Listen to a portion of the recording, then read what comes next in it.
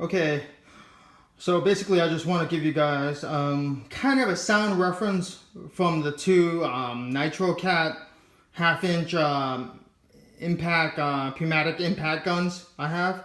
The Cat 1200K and then the Cat 1055. Okay, I'm not if you can take a look here, you can see the difference of the size of the two. Alright, and this is what it sounds like with the suggested PSI range. And let me just take this off and put it onto the small one.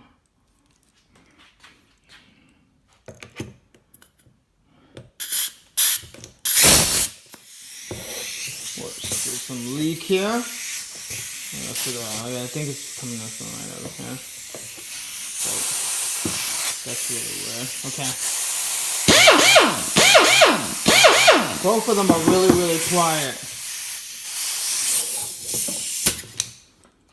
I highly suggest both of the guns.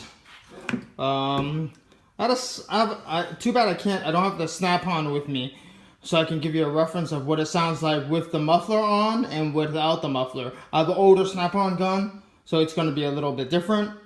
And thanks for watching. Thanks, bye.